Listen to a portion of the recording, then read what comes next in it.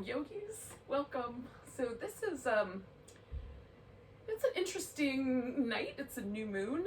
If you're practicing with me, kind of in and around the time that this video is going to get created and loaded, we're in that new moon phase. And this particular new moon is kind of lined up in an interesting way with the planet Neptune. And if you're interested in astrology, you might know more about this than I do. But my brief interest in astrology is, or you know, what I do know anyway. Neptune is connected to or represents the subconscious and the kind of impulses, thoughts, actions that often go on kind of in the background or behind the scenes a little bit, beyond our conscious or ego mind. So it can relate to old patterns. It can relate to things that we maybe don't like about ourselves or don't want to acknowledge. So, you know, in some ways it can be a little interesting to go through cycles that kind of ask us to take a look at those things. And that's actually this time of year also, you know, culturally, historically, we honor the dead. We recognize maybe in some instances that there's a kind of thinning between this world and the unseen world, that there's, you know, little spine tingly, prickly things about this time of year where we kind of dig into the shadows or the darkness. And those are also in us. You know, there are all kinds of subconscious things that we've absorbed from our culture, from our, you know, I can think of things I absorbed from TV. Like, we absorb all these ideas and they influence us in ways that we're not always conscious of. And so this is the time of year where it's interesting to kind of delve into those and start to unpick them and see, like, what are the things that are driving me that I'm unaware of. But that said, that kind of work can be a little bit exhausting and a little bit tiring. So what I thought we would do for tonight's yoga practice is do a practice that is kind of a combination of gentle yoga and some restorative.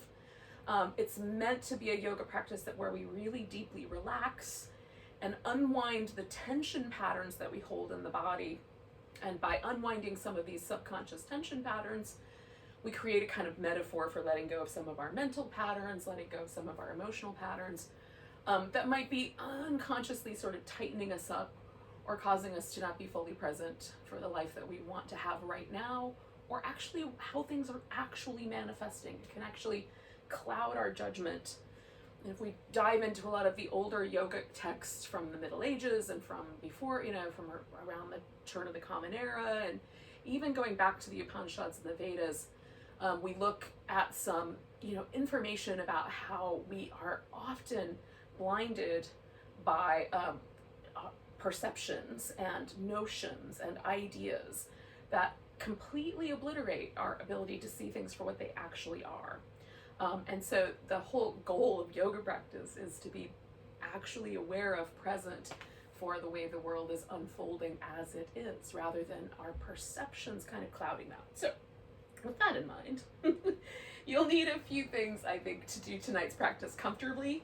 Now, I live in the Northern Hemisphere and it is turning into winter, and it's been especially chilly the last couple of days, so I've got some woolly socks on. I also have 2 blankets in case I want to cover up with one while we're hanging out with a pose. And I have a pillow. Now, this is a specific yoga pillow. They're called bolsters, and this one is a small rectangular bolster. You don't need this. Couch cushions work really great. You can use bed pillows. They're often a little bit squishier, so you might need 2 of them or even 3. And you could also substitute a quilt, something that is a thicker blanket that once rolled up sort of has this quality, kind of thick. Yeah, this one's about 4 inches thick. So that works really great. And then you may also want to have something to hold onto your foot. So I have a yoga strap here. These have a buckle on them so you can make a loop that your foot can go in. And then this one is an 8-foot strap, I think. So it has a really long tail on it. Most of the ones that are that you can find at really like at Target or, you know, those kinds of places may have a shorter length. But if you make a small enough loop, you might be able to use this without your hands by kind of weaving it underneath your shoulder. Otherwise, you'll want to hold on to it. And if you don't have anything even remotely like this, anything that you can loop over your foot and hold on to the ends that'll give you at least a foot of space. So like a hand towel or a dish towel would work, a belt, an old scarf, anything like that that has a little bit of firmness, so it's not going to be super duper stretchy, although stretchy exercise bands can work really well. So if you have one of those, you can certainly use that instead. You just have to hold on to both ends of it. So have all those things. We're going to start in a position called Constructive Rest. Now this is a position that's designed to help release tension from this major muscle that runs through the body that connects the torso, the hips, and the leg, which is called the psoas muscle.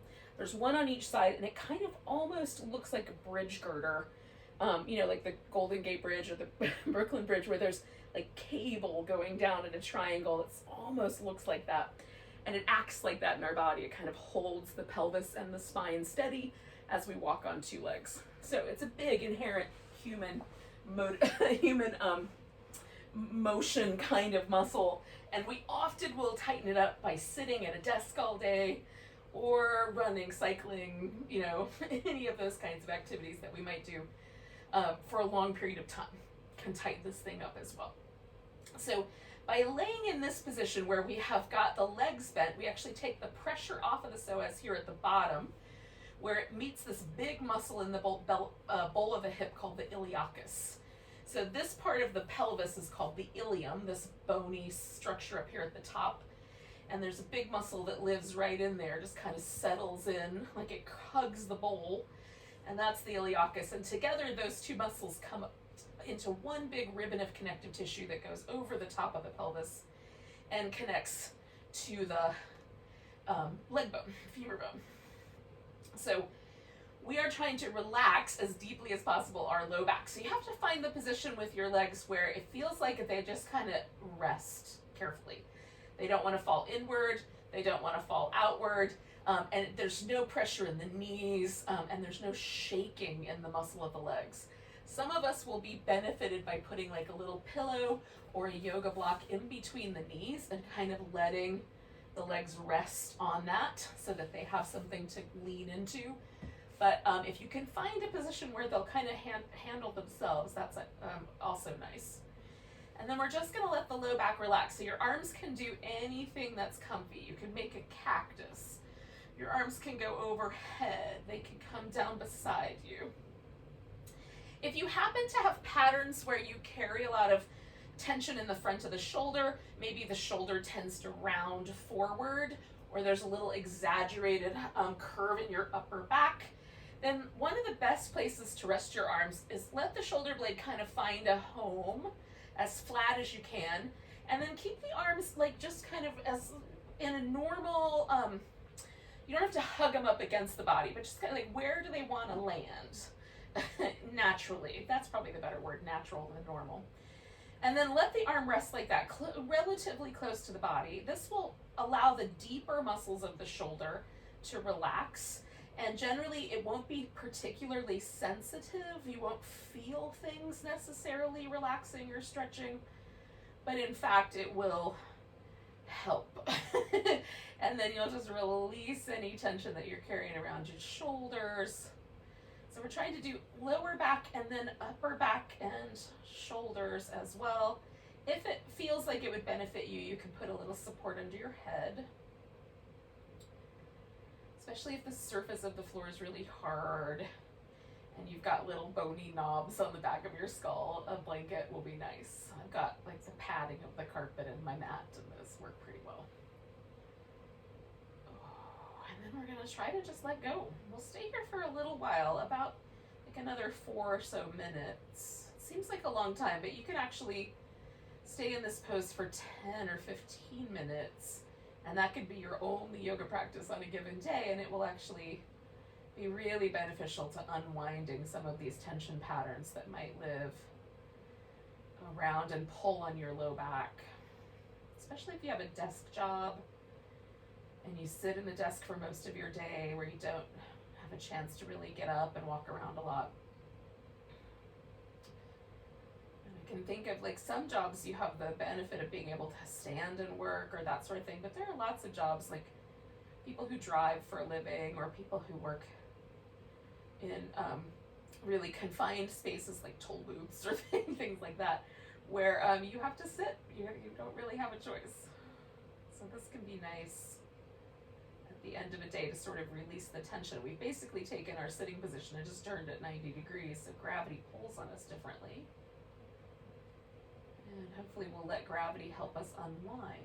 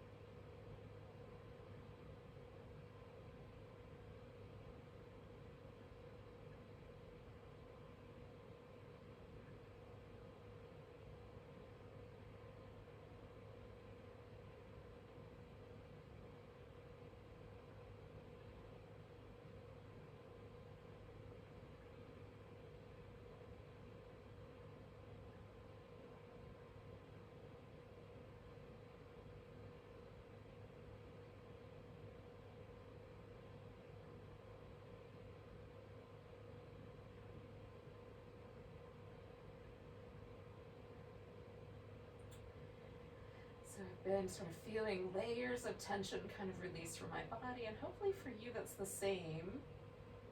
For our last little minute or so here, let your mouth relax and your lips get a little fluffier. And relax around the eyes themselves. Sort of imagine the little orb of your eye sinking just a little deeper into the socket. And the muscles that hold onto your eye just almost becoming like little pillows for the eyeball to settle into. There's 5 muscles that control the movement of our eye, and often when we're stressed, they actually tighten up a little bit and pull on the eyes in a kind of interesting way. So can we just let go there a bit?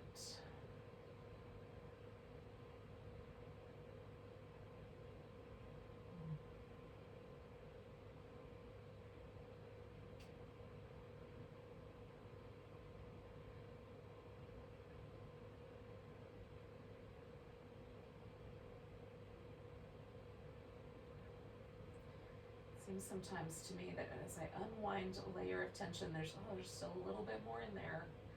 It's kind of interesting. I have certainly suffered with anxiety for most of my life, and yoga practice is super helpful.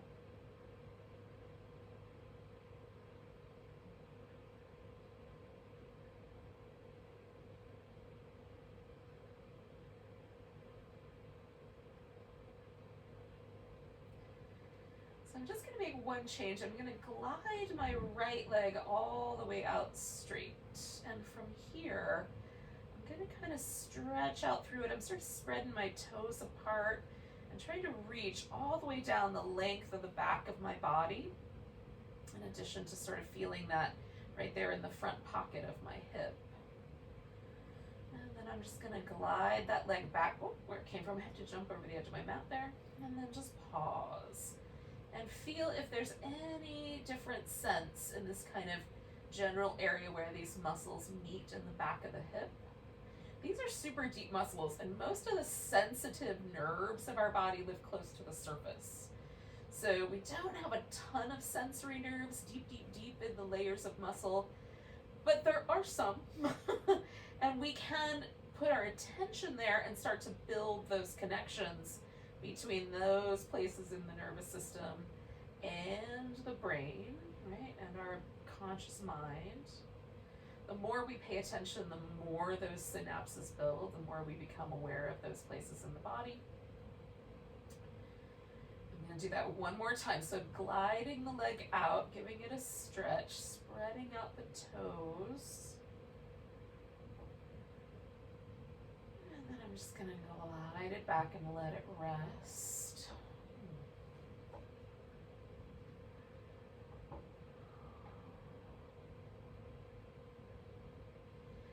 do the same thing on the left side. So I'm just going to pick my left toes up and kind of glide my leg out. And stretch out through that leg, spreading out my toes. And then I'm going to glide the leg back. As best I can gliding. Sometimes the mat gets in the way to jump over the edge. If you're doing your yoga without a mat, that may not be an issue. There might be other issues though. Or glide out again, kind of spreading out the toes, stretching through that leg.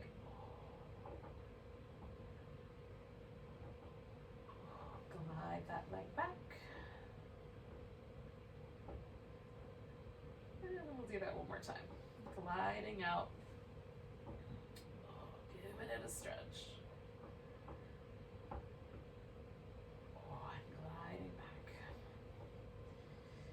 Right. Now I'm going to put a little cushion, a little pillow underneath my knees. Again, this could be a rolled up blanket or even like a beach towel or something. Just something so that the left leg, I'm going to start with my right leg. The left leg has a kind of easy, relaxed position. So there's still a little bit of a kind of softening here at the hip flexor. The hip flexor muscle works like right there, right across the pubic bone. Between the femur bone and the center of the pubis. So that's where that lives in the body, really close in there. And sometimes you can even feel, if that muscle is really tight, you'll even feel like almost like a little lifted space right there. But we want that to soften deeper into the body and the knee to be slightly bent. And you may like the pillow closer to the knee. I like mine closer to the top of the thigh. It gives me a little more of a relaxation right there at that hip flexor point. So taking this right leg, I'm just going to kind of give it a little wiggle. I'm going to bring it in toward me and hold on to it. You might want to hold on just nearer to the thigh. You can grab hold of the knee. I'm going to grab both my shin and my leg. Because this externally rotates the leg, which is comfortable for me. That's the way my body wants to go. It likes external rotation way more than internal. And then I'm just going to wobble back and forth. So I feel the stretch that's kind of happening in this outer hip. I'm just going to kind of wobble. And then what you could do if your, hamstrings are soft enough and your arm is long enough is you can grab your big toe and extend the leg. And while I can do that, it's not my favorite because there's like everything is as tight as it can get, and I don't have as much room.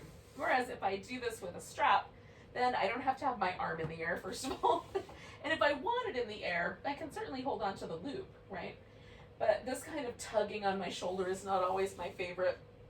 So it depends on what I'm after.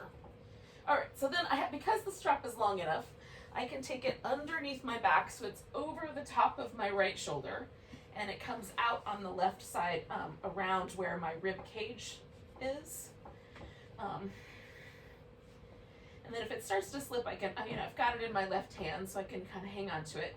And so I'm stretching out my hamstrings and I'm at a point for myself where I just feel that stretch.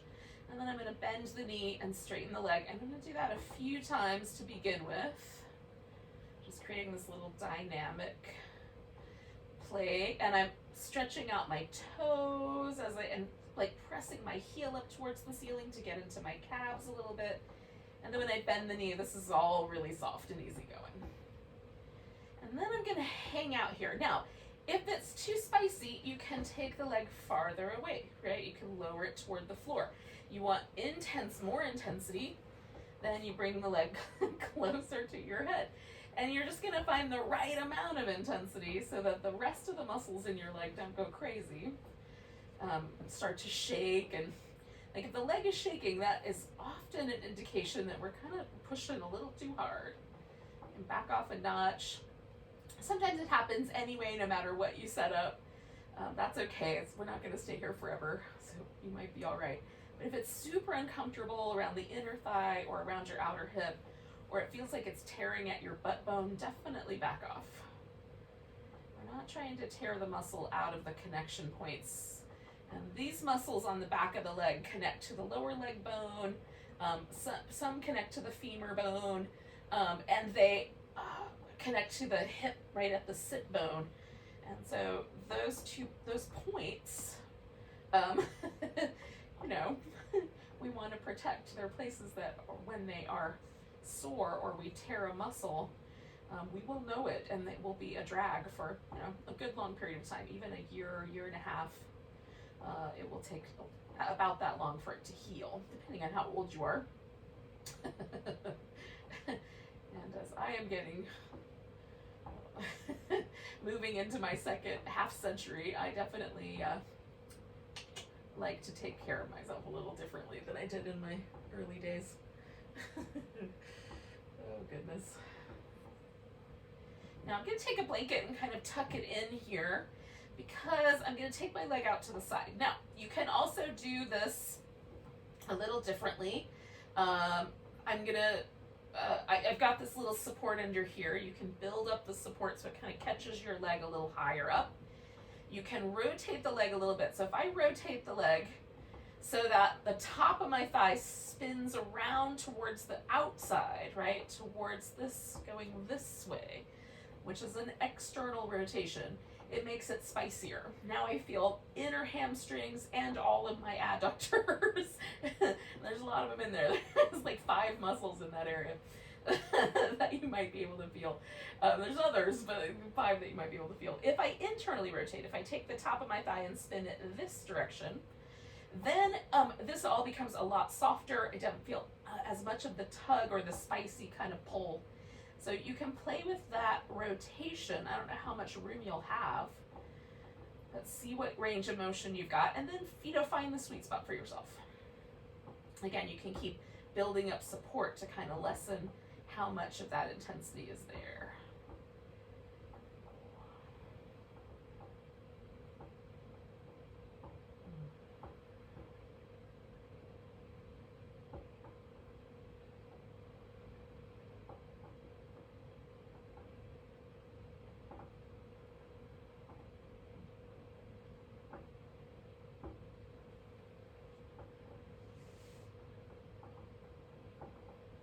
Take about 4 more breaths.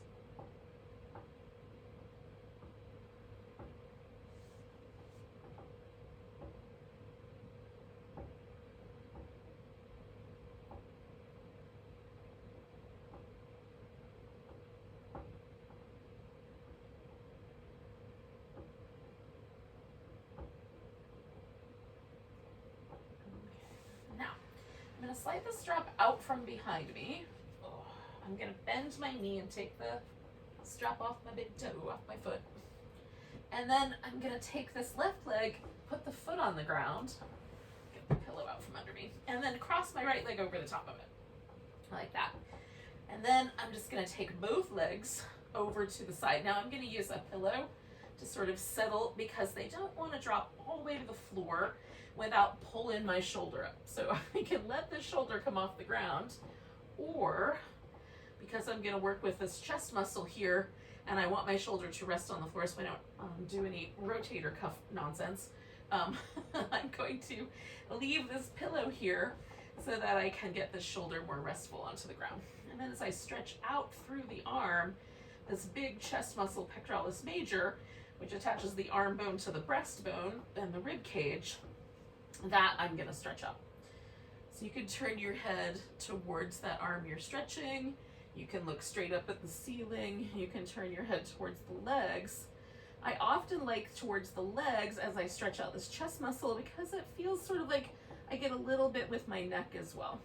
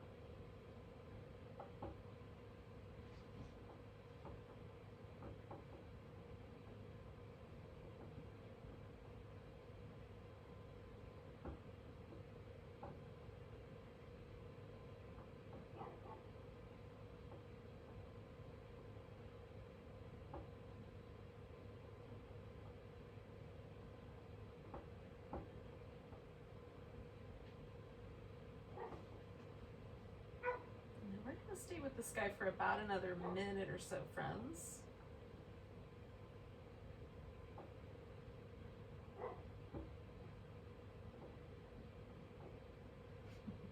Apparently my neighbor's dogs have something they need to talk about outside, which is fairly common.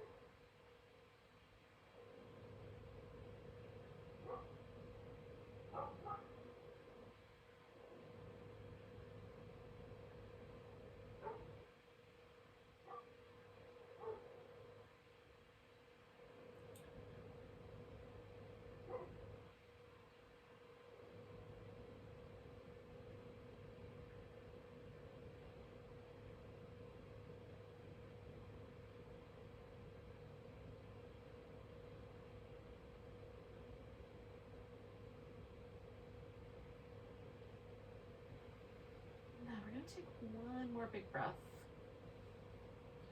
And then I'm going to start by just bringing my head to the center and then bringing my legs back and then unwinding. Now, I'm going to stretch out both my legs and do this kind of like just internal, external rotation wobble, which I find really delightful.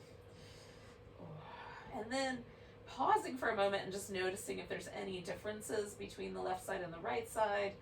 And this is pretty common for me, but like the right leg feels a little longer. This whole kind of outer part of my hip feels like it's a little longer, a little closer to the ground. It just is a little softer, a little more comfortable. The lower back in this area feels like it's a little more relaxed and closer, whereas on the other side, I feel like I'm almost being sort of hoisted up a little bit, just in relationship between the two sides. Probably none of that is true. It's really just the perception of how my brain is translating these signals that are being sent from the sensory nerves in these areas, which is, what else is there? It is a layer of reality. Not measurable necessarily, but it is what it is.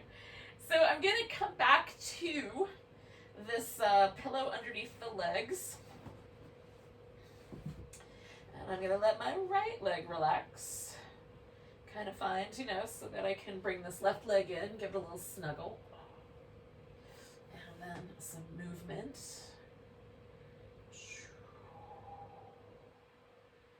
And again, I'm just sort of testing things out, checking things out. Like, where are the tight places in my outer hip, or the inner hip, the inner knee? Sometimes this is a really sensitive area for me, so kind of checking on that as well. And then I'm going to put that strap around the ball of my foot and extend that leg.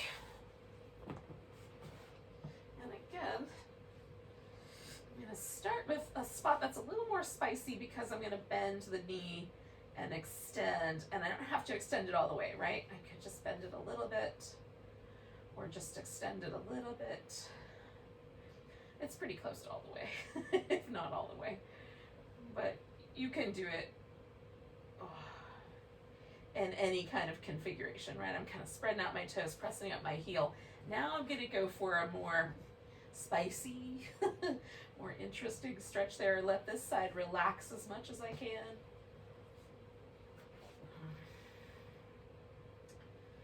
And try to let the upper body relax.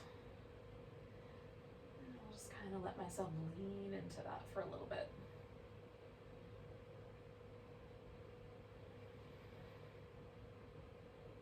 So if you really have tight hamstrings that pull on your low back, this can also be a nice kind of way to address that every day. You can also do something similar to this, but just put your legs straight up and lean them into a wall, right at the point where it feels like an appropriate amount of stretch through your hamstrings. You can even elevate the hips a little bit up on a blanket and stay like that for 10 or 15 minutes, and that can relieve some pressure. It's not right for everybody because it really depends on what the issue is, but it might be right for you, so you can certainly test that out. And this one, if this one works, then use this guy. I'm a fan.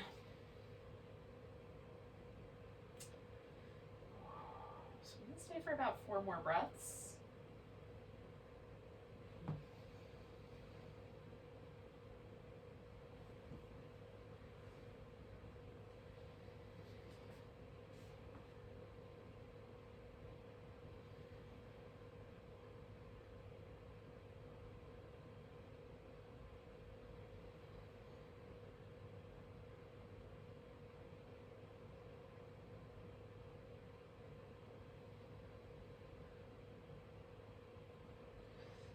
Take my leg out to the side, maybe, if I can duck in under the plant.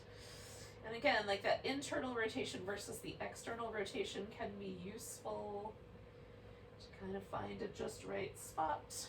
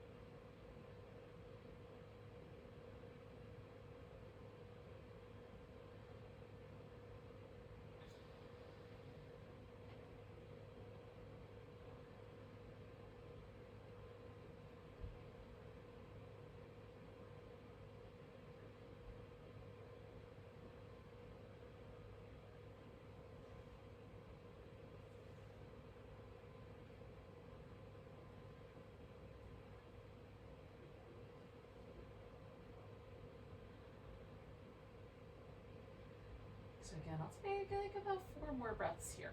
It's around 30 seconds, give or take a few.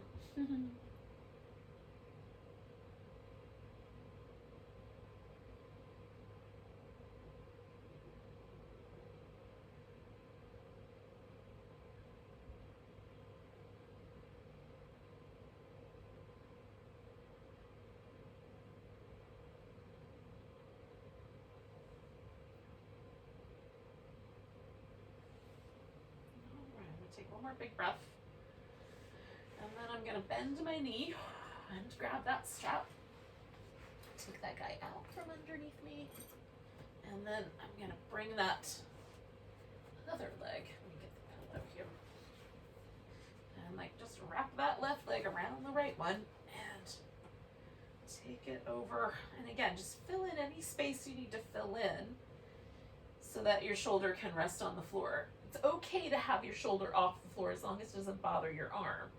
But if you want to get this kind of length out through the arm, I would recommend having the shoulder resting on something at least.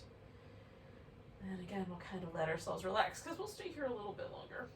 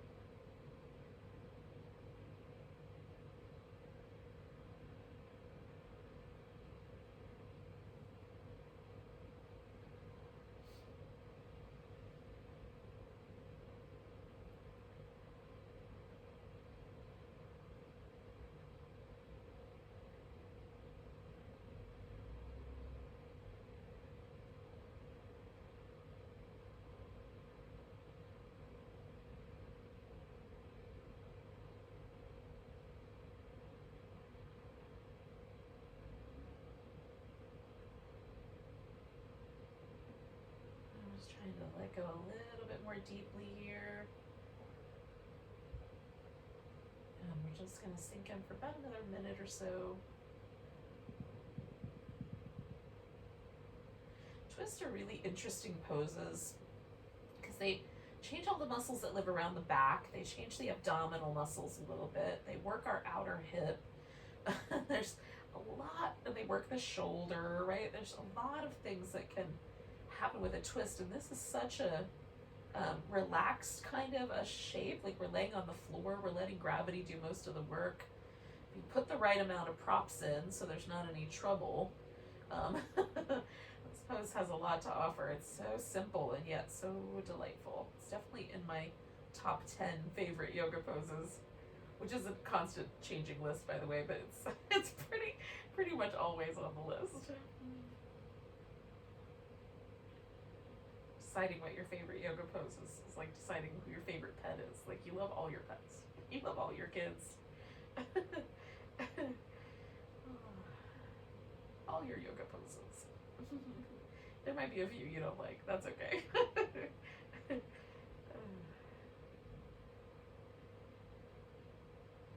I find for myself that often the ones I don't like, it's because those poses are just really challenging.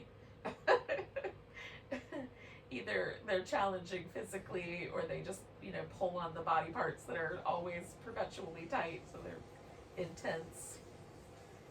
That's normal. And it's okay sometimes, especially on a night like tonight, to just do all your favorite poses. You can do that sometimes. You don't have to always challenge yourself. So we'll take 2 more breaths here, y'all.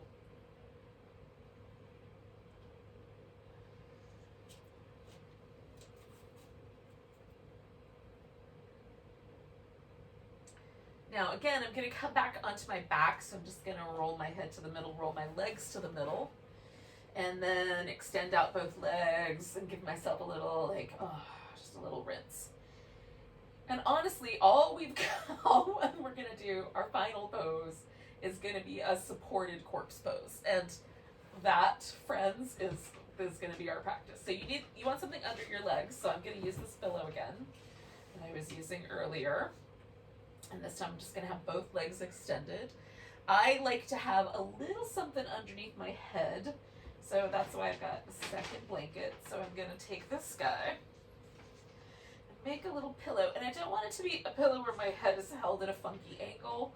I like my head to be able to kind of lay in a way that, like, my chin is mostly level.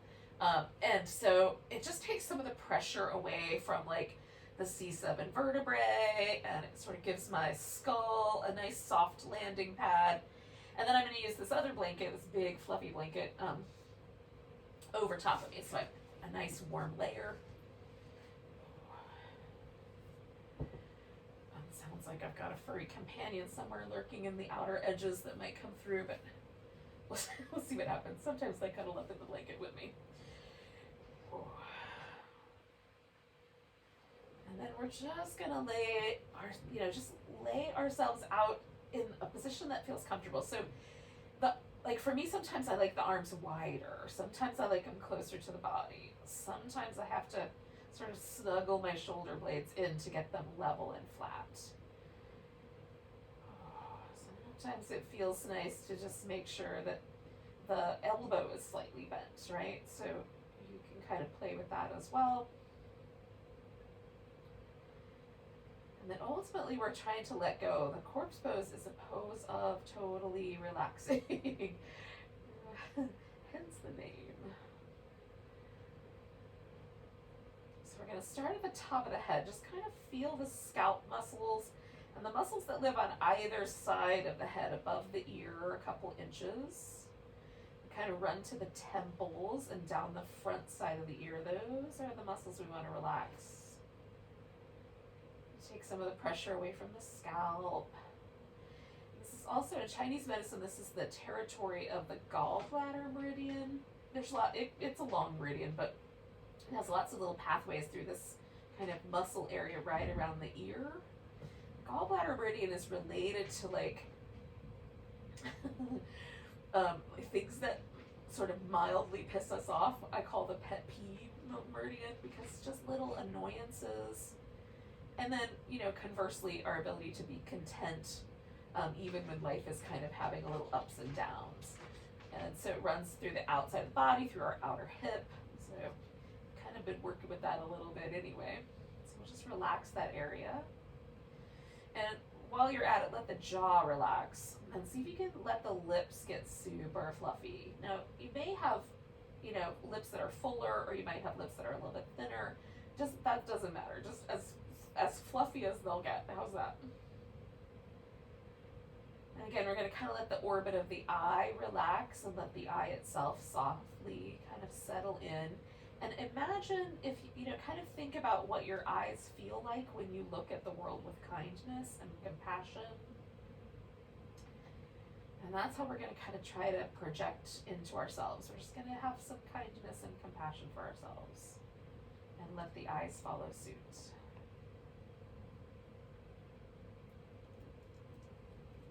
And then let the chest muscles, the upper back relax. This is our area where we carry all the tension and stress of our everyday lives. That's why Atlas carried the world on his shoulders, and why everybody puts armor on in this area. We're protecting ourselves here, so relax as best you can. Let your heart be a little vulnerable. It's got a nest to rest in, the rib cage of the back side of the body. And let your heart rest. Like, imagine a little kind of nest around the heart. Maybe your heart's been wounded. Just let it have a rest.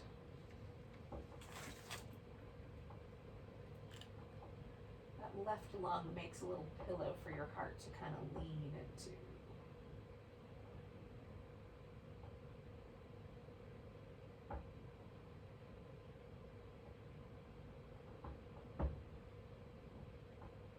Down to the navel area. Let the navel relax and the abdominal muscles. This is the area where we sort of try to exert our will on the universe. And if we're feeling kind of full of ourselves, we may also, you know, find ourselves wanting to kind of show off our navel area, which is kind of adorable, but let yourself relax there.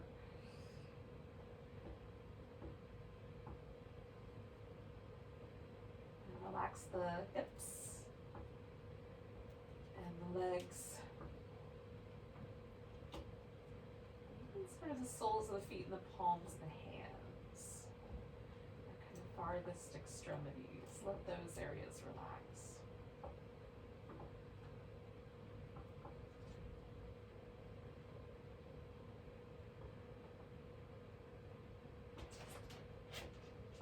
Just for a bit, let yourself completely surrender.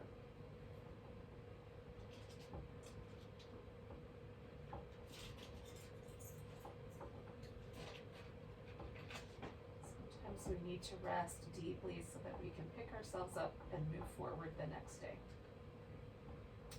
Tonight is that night.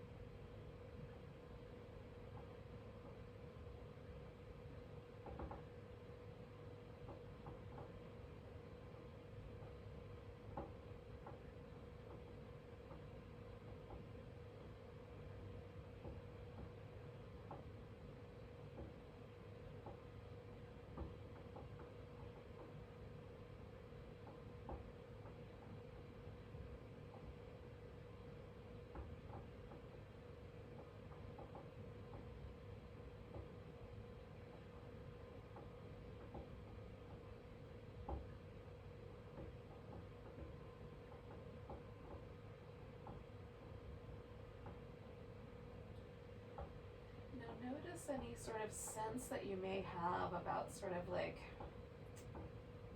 feel like you need to be doing something, and see if you can just for a little bit longer let yourself rest.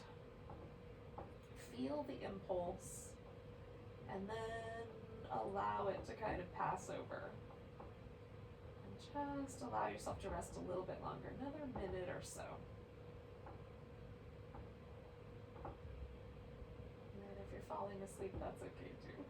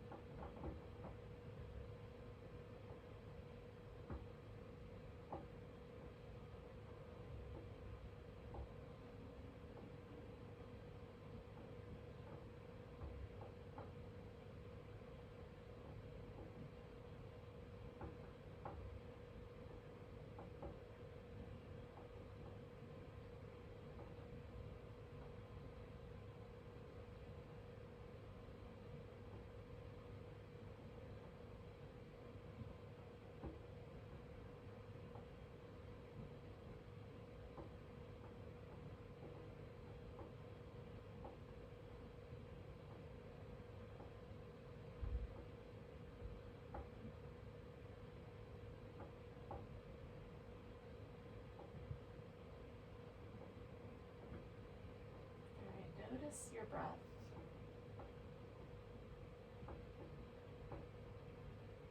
And start by just feeling the breath right at the nostrils.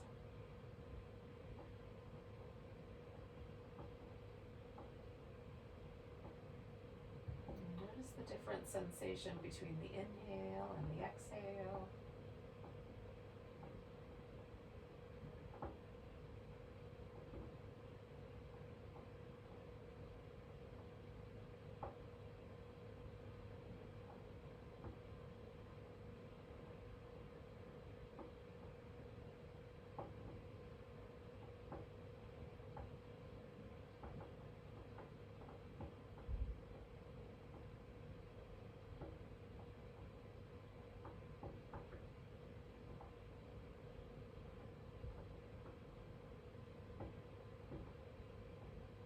Notice the movement at the ribs or the navel. Kind of feel the torso receiving the breath.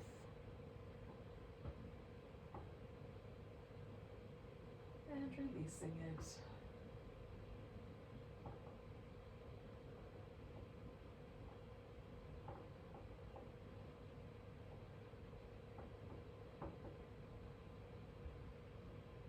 Take a breath so deep that maybe we can feel it to the tips of the fingers or even the tips of the toes.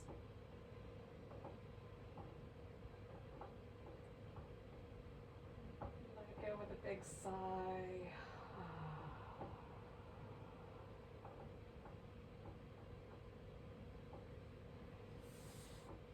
And then you can wiggle and stretch.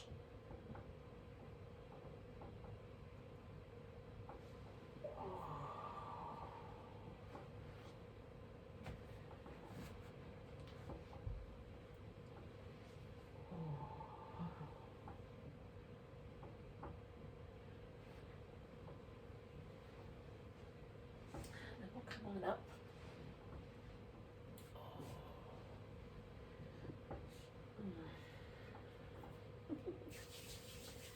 So thank you for joining me for some yoga for days when you just can't.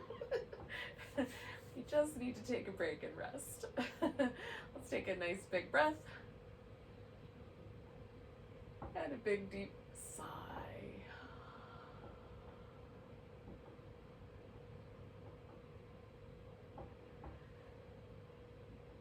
Welcome to the rest of your evening. Namaste, friends. See you next time.